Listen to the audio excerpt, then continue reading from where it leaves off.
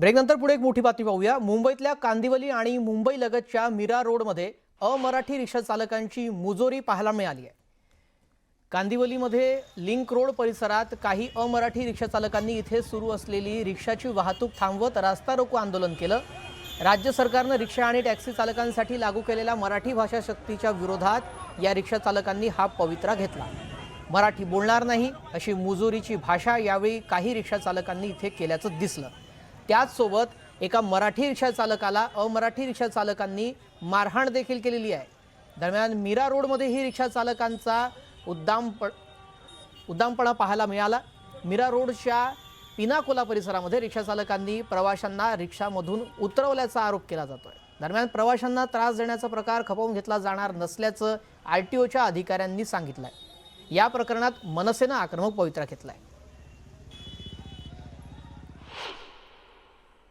ज्या रिक्षा चालकांनी असा उद्धटपणा प्रवाशांसोबत केलेला आहे त्यांना मोटर वाहन कायद्यानुसार आम्ही नक्कीच परवाना रद्दबाबतची नोटीस तात्काळ त्यांच्यावरती इथं चलन देऊन त्यांना ज्या रिक्षा चालकांनी असं केलेलं आहे त्यांना परवाना रद्दची आम्ही तात्काळ नोटीस पाठवू।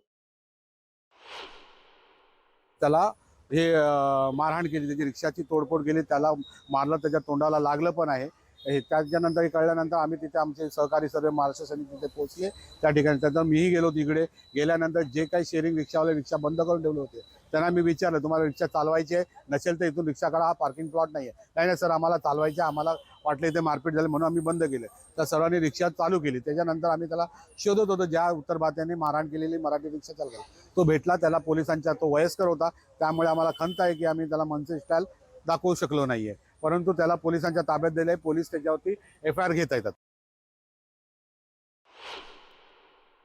अगर वो नहीं सीख पाता है तो उससे कोई वैलिड रीजन है क्या, ये समझने की कोशिश करनी चाहिए। और लगे कि नहीं वो जानबूझकर नहीं जिद कर नहीं सीखना चाह रहा है तो बिल्कुल सरकार स्वतंत्र है इस प्रकार से निर्णय लेने के लिए और अपने कानून को लागू करने के लिए सरकार को सख्ती से पेश आना चाहिए। लेकिन जिन लोगों ने अभी नहीं सीखा है उनको थोड़ी सी मोहलत मिलनी चाहिए, ऐसा मैं माननीय मंत्री महोदय से आज निवेदन करने आया।